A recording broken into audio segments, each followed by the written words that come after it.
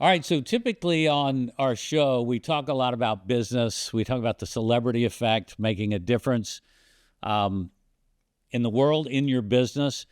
Today, we're going to talk about other options for the celebrity effect because really it covers all bases, not just in business, but in life too. And I'm very excited because today I'm bringing you one of the Bravo's New Jersey Housewife stars. Jackie Goldschneider is here with us today. We're very excited to have her on the show. Her story and her journey is so powerful, and it encompasses everything we're about, from the celebrity effect to business. Although in talking to Jackie, she'll tell you I'm not really a business person, but she is. She doesn't look at herself that way, but she's an amazing business person. She's a real estate entrepreneur. And so we're going to help her feel more proud of being a real estate entrepreneur because I've seen what you're doing in real estate, Jackie, and it's pretty spectacular. Let me welcome to the show Jackie Goldschneider.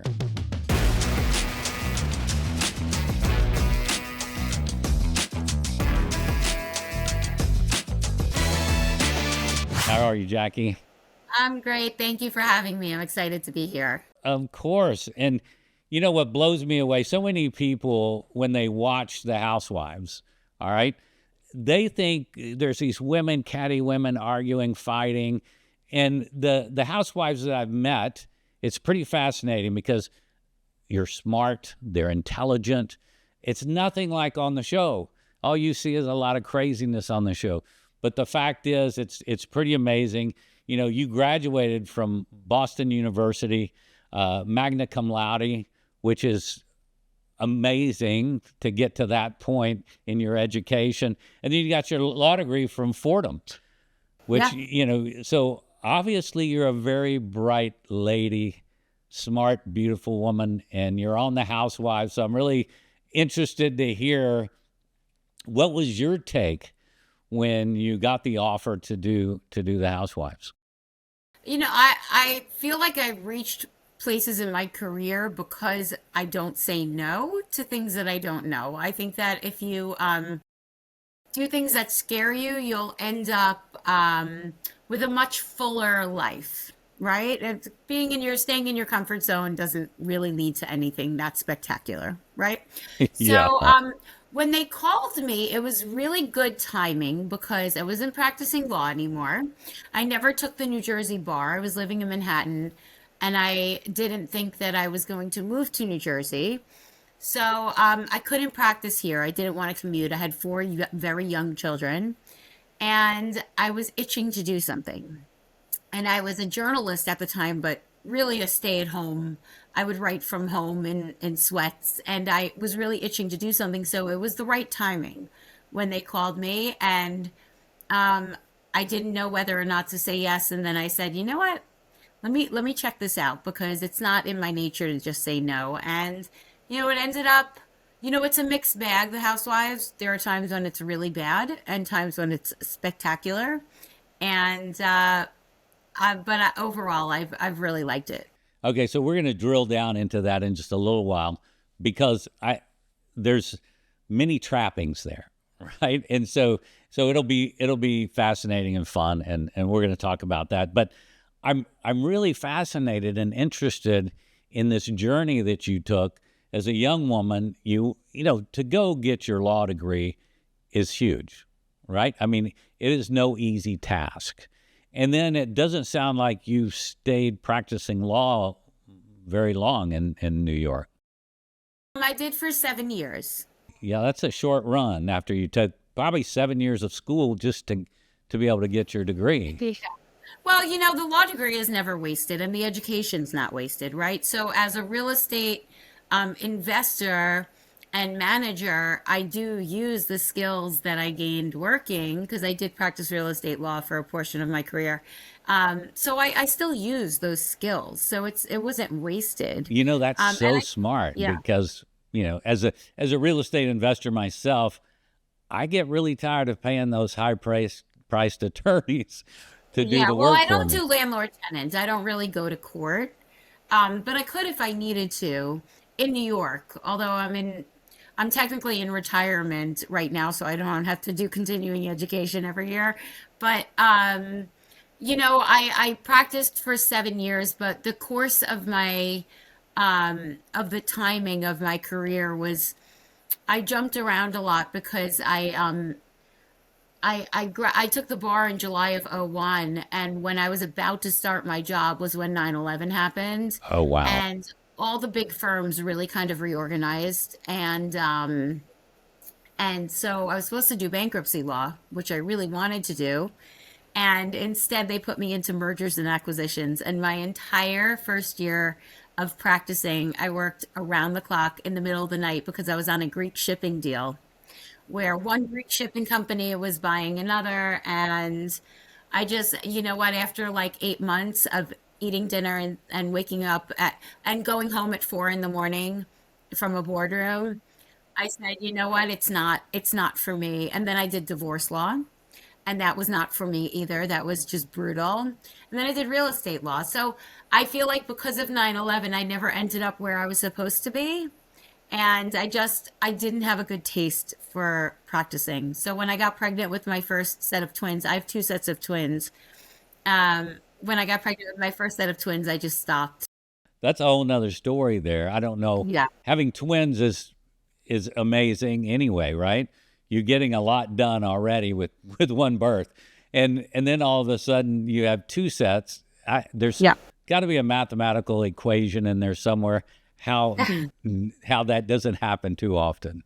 Well, no, I don't meet that many people who have two sets of twins, but the rare occasions when I have, you bond like crazy because no one can understand it except the both of you. Oh my gosh. Well, I have three boys. They were each years apart, or all three of them years apart. And so I didn't have that. It was tough enough just dealing with one child and the diaper changing and all the needs that a child has. I couldn't imagine trying to do it with two, although I do it with dogs a lot. We rescue a lot of puppy dogs. Yeah. Oh, right. Yeah, yeah. Well, people say to me, "How do you do it?" I say, "Well, I actually have no choice." So there you go. There you go. All right. So tell me about a young Jackie.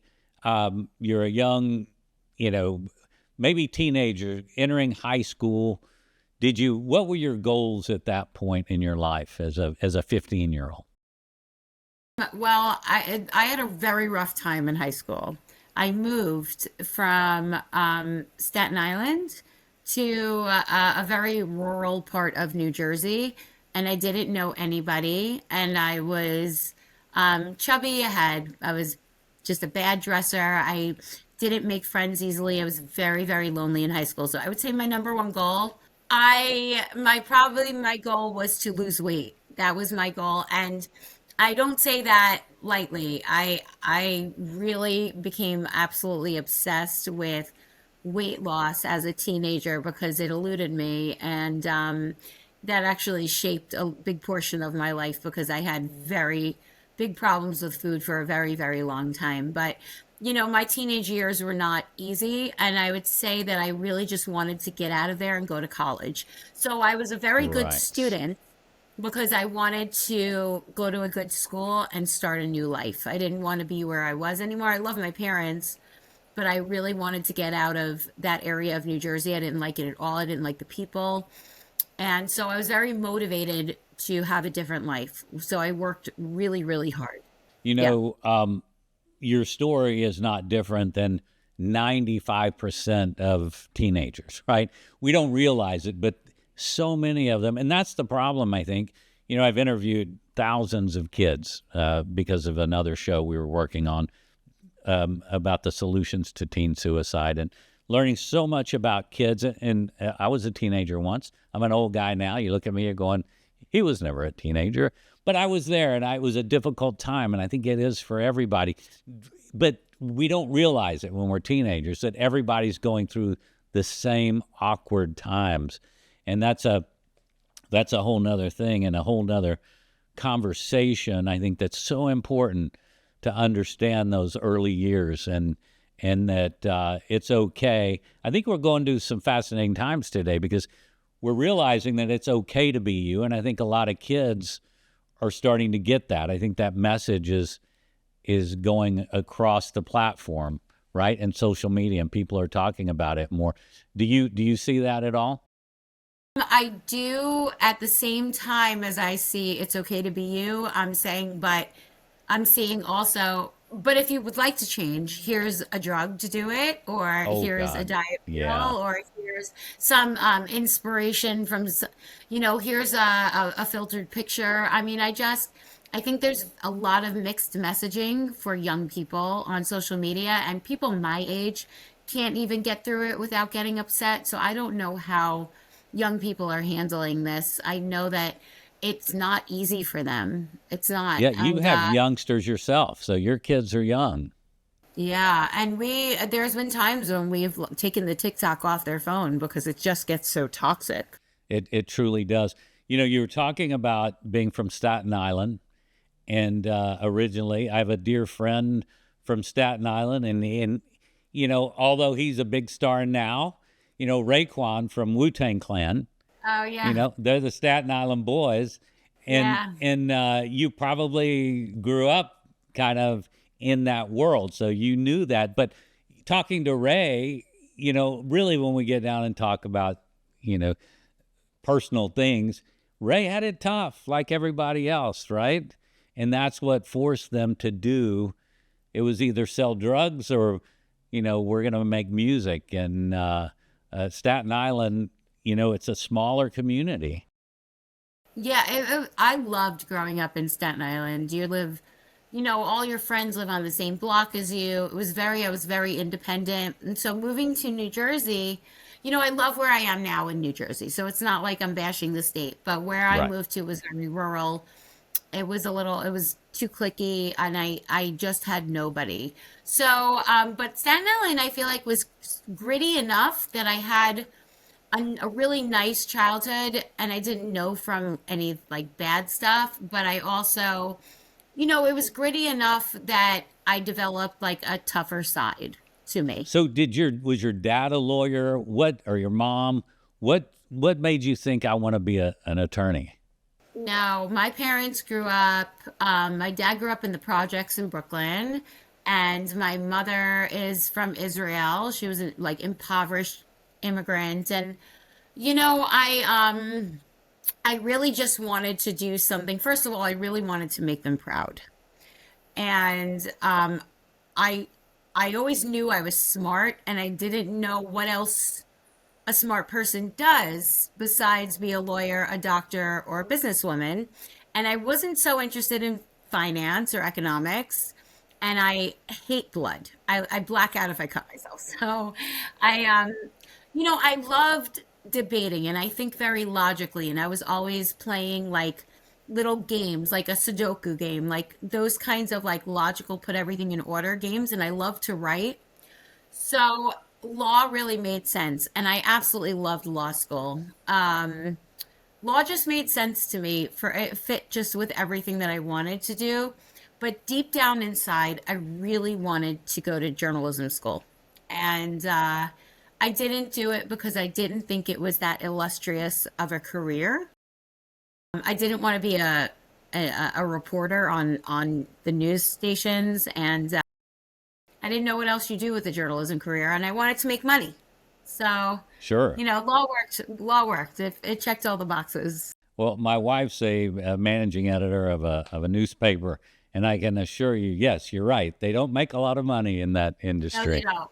They don't, because I was a journalist for a while, and I mean, you get paid so little. You know what I'm saying? Right. It's eventually it became, and it was very gratifying work. I loved doing it, but it became very hard to justify spending, you know, 8 hours on something for, $300. But so you've now entered into the writing of books, and you can Yes. use that skill that you have and the love, the passion about writing, because you can make money as a writer if in another, not as a reporter. Oh yeah, no, I'm writing my second book, and writing is my first love career-wise. I love it so much. I love it more than being on a reality show. I love it more than practicing law. I love it more than anything. It's a, but even books don't pay, what like finance pays. But, I'm lucky. My husband's, in finance, and he's a professor of hedge funds at the business school in Georgetown. Oh, And wow. Okay.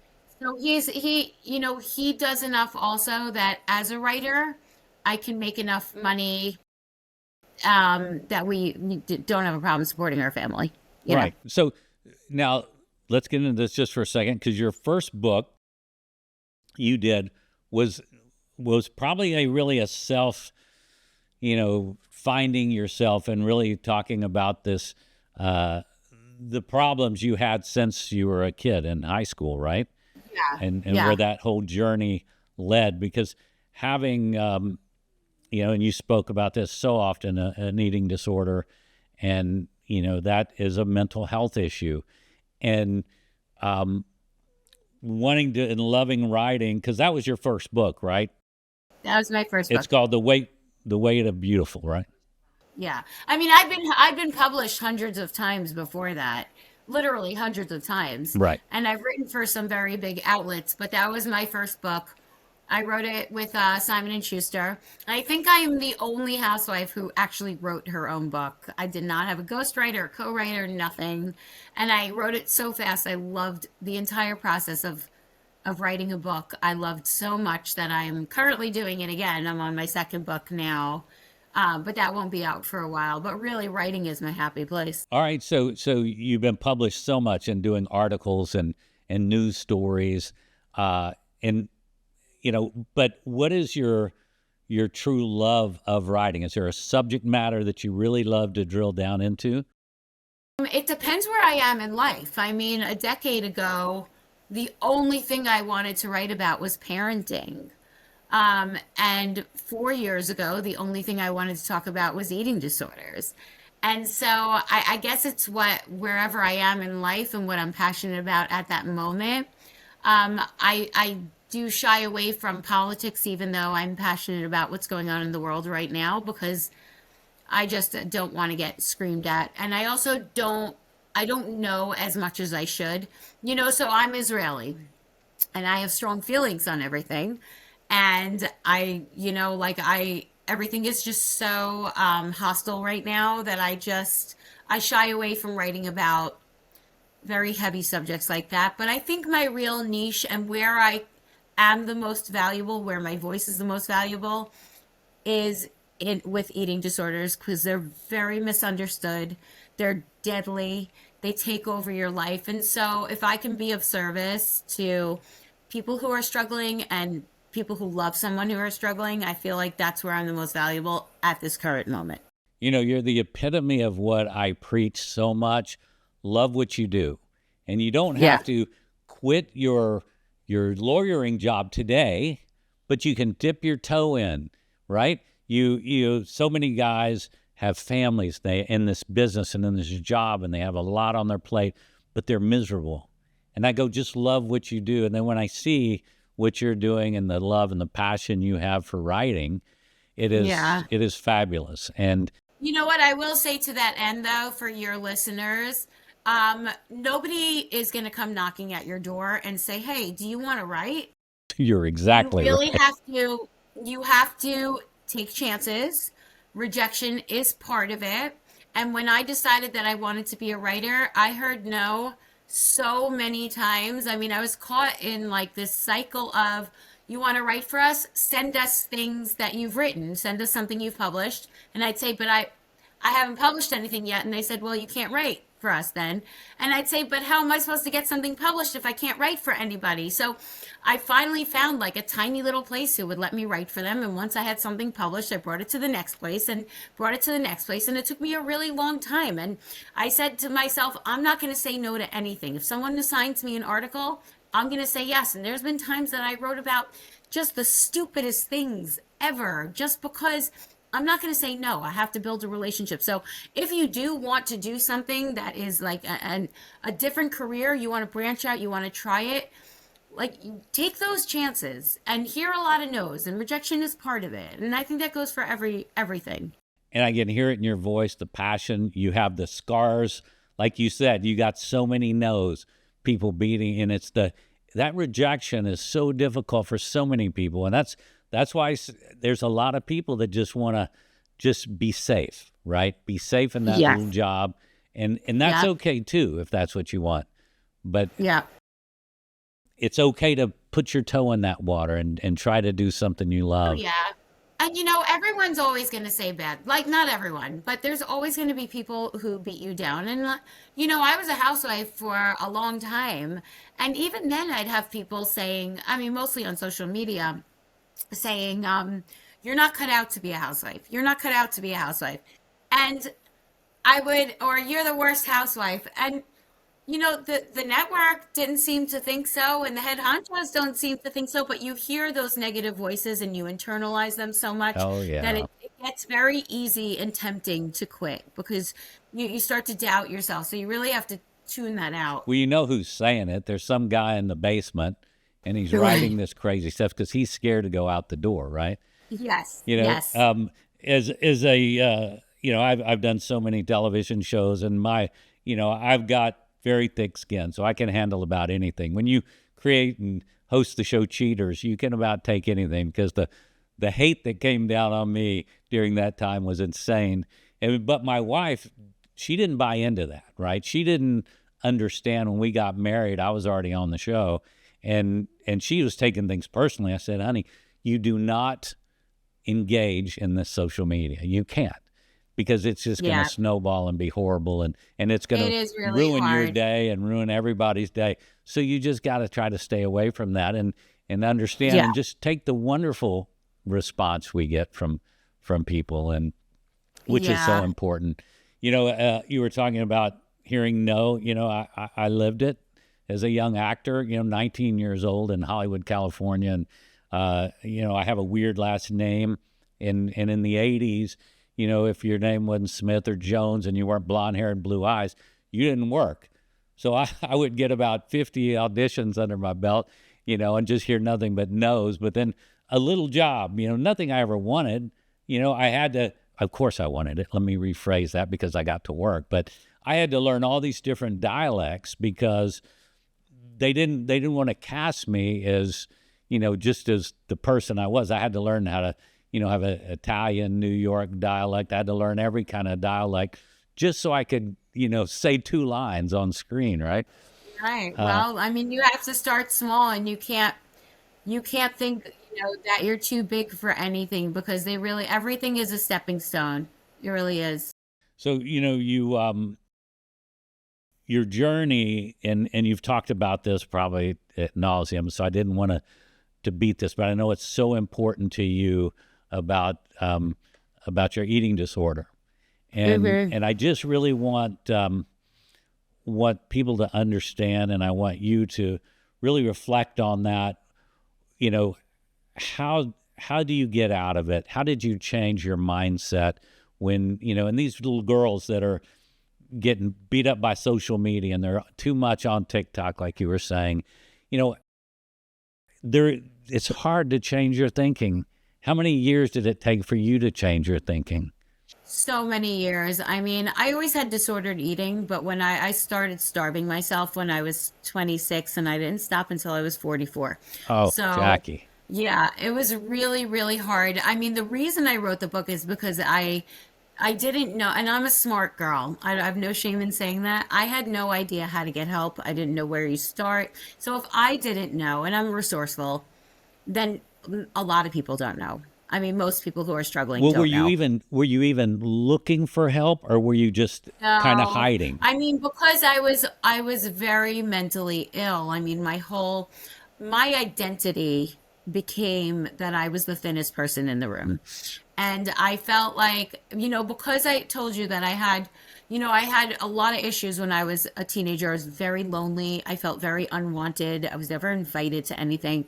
And this made me feel special. And I felt like, what can I do to make myself stand out in this world? And if I was the thinnest person in the room and I looked like a model, then I would never be ignored. And so it became my identity. So not only, it's not just gaining weight, it's losing the person that you are. And for so many years, that's who I was. People would call me Skinny Jackie, and I didn't know who I'd be if I wasn't thin. And I had to get to a place where my health was really falling apart in order for me to say, what am I doing to myself? I think some of that came with age, but I do speak to a lot of young people about the ways that your life will change if you enter recovery. And it doesn't have anything to do with age. It's just it's the things that you think will happen, like things falling apart, and none of that happens. Just everything just gets better. Everything just gets better. Yeah. So help me out with that day, the first day, number Yeah. one day. How did you get there? How did you get to that number one day, and how difficult was that? Yeah. So the day I actually decided that I was gonna recover, I was part of my eating disorder was that I only let myself really eat if I exercised off a certain number of calories each day. And so I was running through an injury. And the pain got so bad that during it, I was just saying, I have to stop, I have to stop. And I wouldn't let myself stop. And when I finally stopped, I basically collapsed. I was on the floor. And I said, you know what? What would happen if I recovered? Like, what would happen if I let myself gain 10 pounds? Right. And I thought to myself, I don't think anything would happen. I have 4 kids that don't give a damn how much I weigh. My husband doesn't care how much I weigh.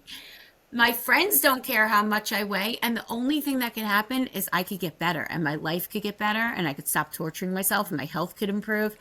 And so the first thing I did, and I think this is the most important thing, is I told my husband.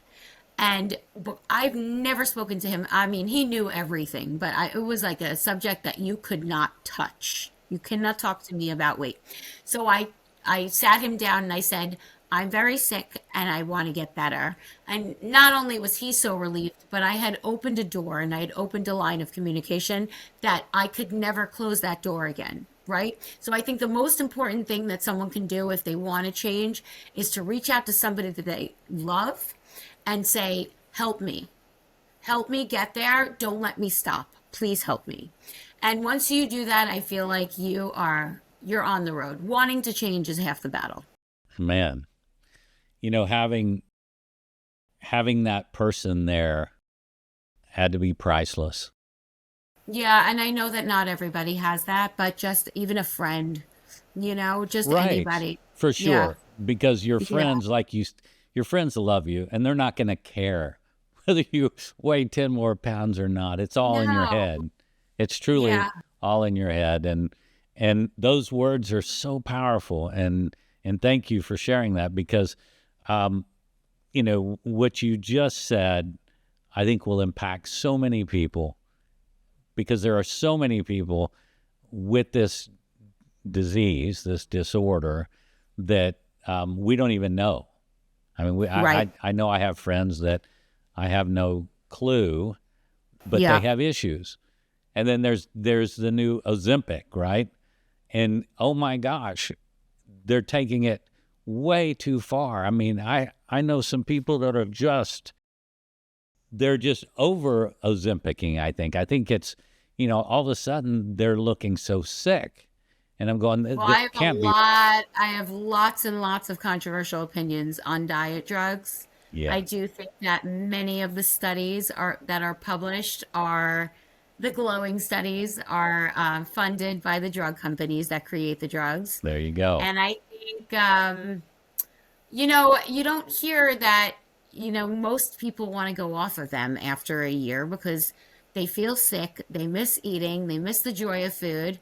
But I personally think that there should be a warning. One of the common side effects, that you'll develop an eating disorder when you come try to come off of this Oh because man, that's you scary. don't know how to eat. But I mean, that would never happen. But it's true, and people don't think about it. You try to go. I know many people who try to go off of the diet drugs, and they start gaining back weight, and they say, "Oh my God, I don't know how to.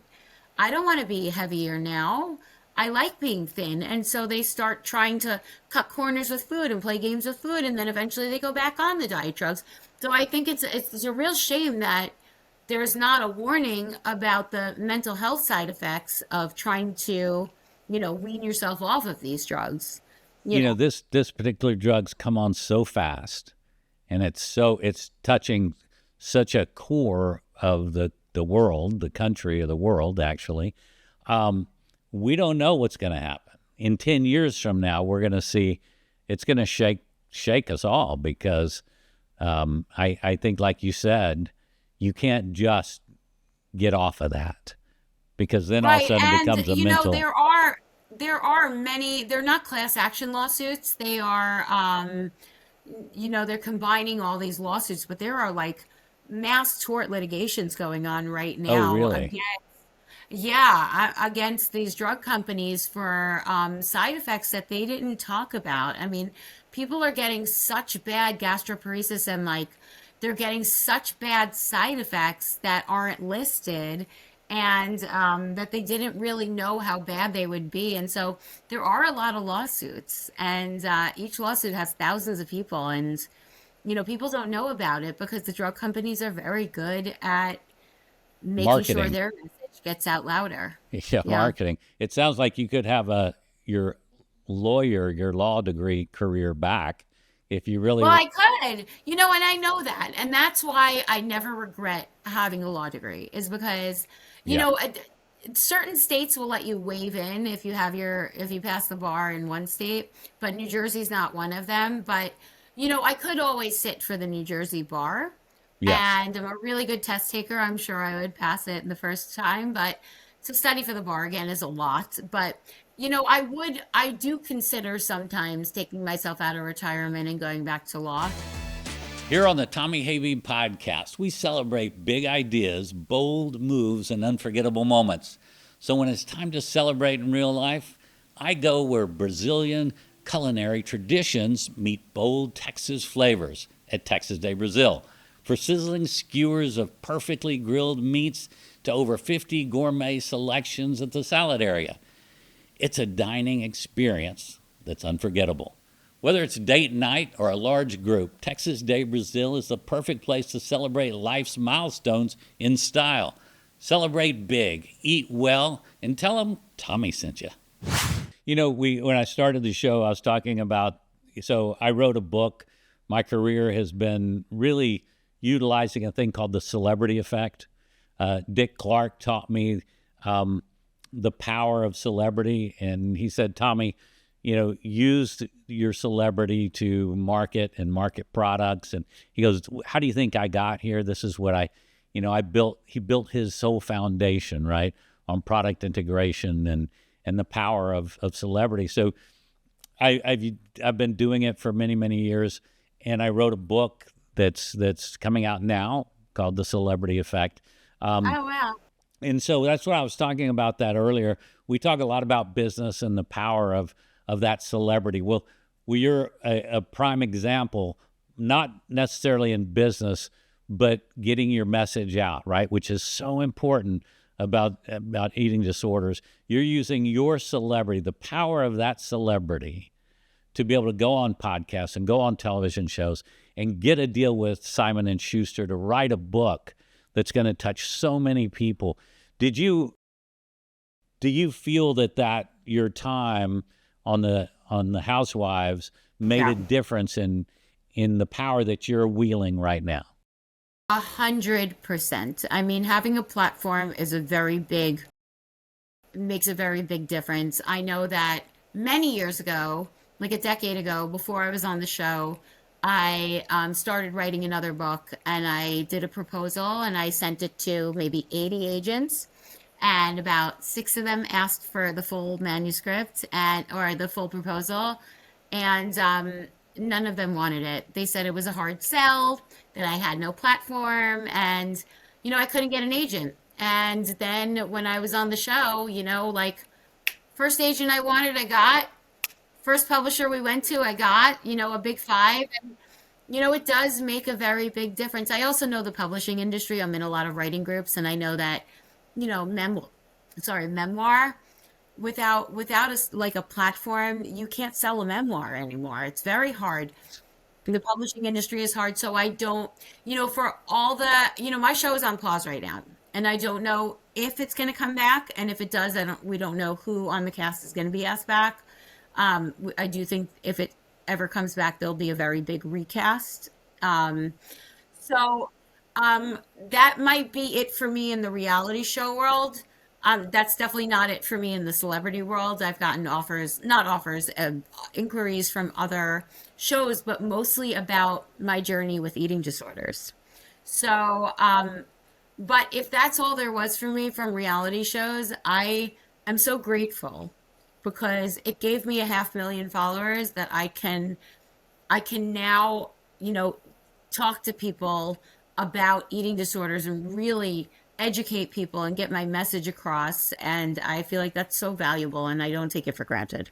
I preach so much about the power of social media, podcasting, the power of, you don't have to have, now you're in a different place, right? You had an extremely successful show with with Bravo and the whole franchise of the Housewives, right?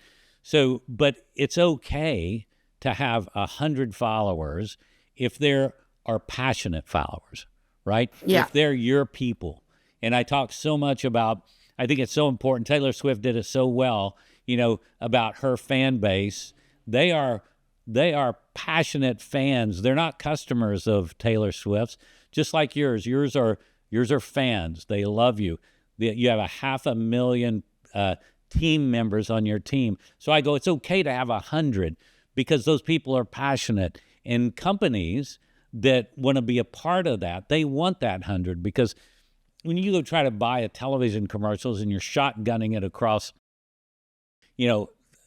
millions of people, but who's it really touching?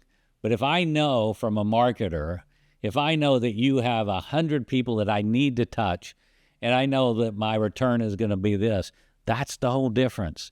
Yes, Yeah. 500,000, fantastic. Not everybody has that. So, but what you have is something very, very special.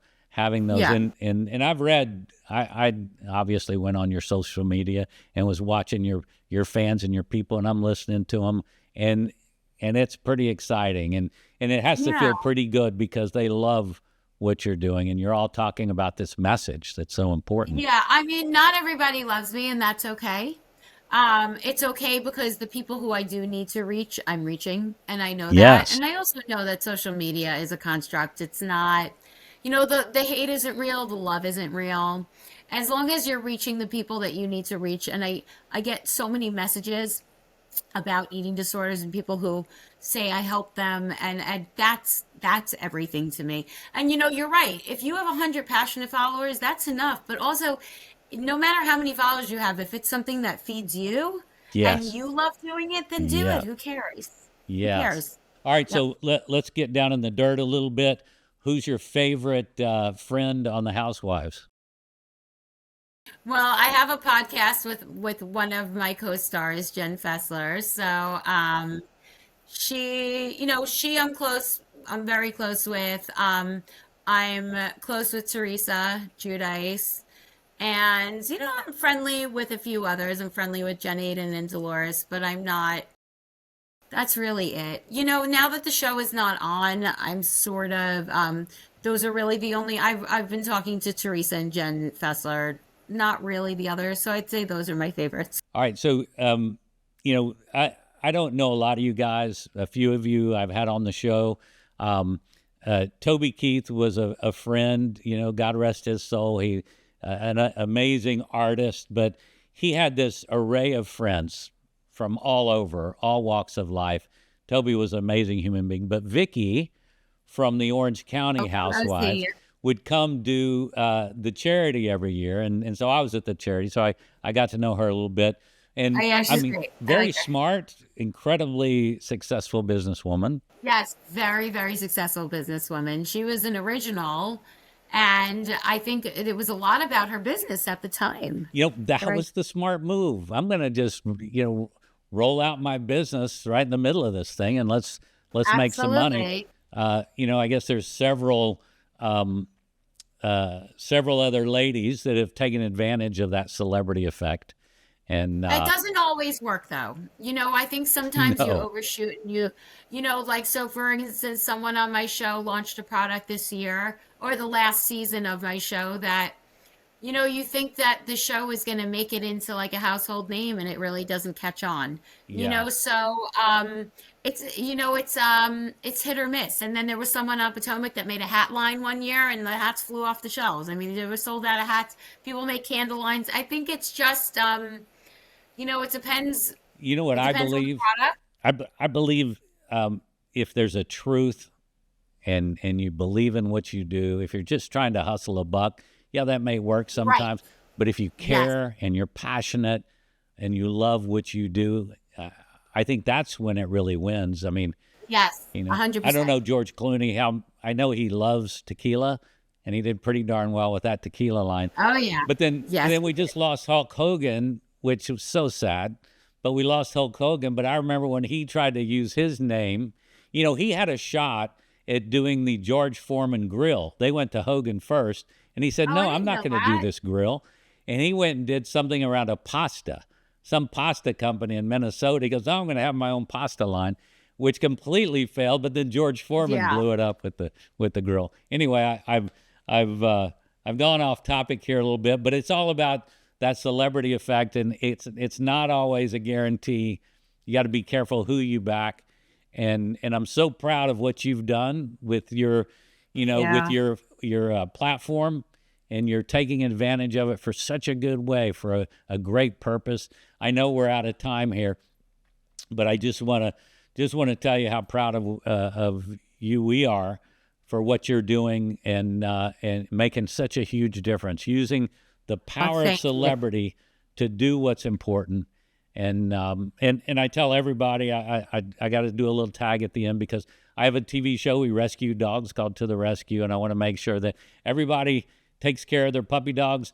Remember when you come home and that little tail's wagging, make sure you make that eye contact and you give them the love because they've been waiting all day for you, or 5 minutes. If you just went out to take the trash out, that's like you've been gone all day. So make sure you give them a hug and because they look into your eyes and it's so important for them. So anyway, that's my little doggy pitch today. Jackie, you've been wonderful. Is there anything last you want to say about that's important to you that you want to share with us? No, I mean, my book is called The Weight of Beautiful. If you're struggling, if someone you love is struggling, or you just want to understand eating disorders, it's a really great resource. And no, that's it. I'm just really grateful for people like you for giving me the opportunity to talk about this stuff. Anytime. Thank you so much. What a wonderful time. Thanks for spending this last hour with us and sharing your journey. Take care. Thank you.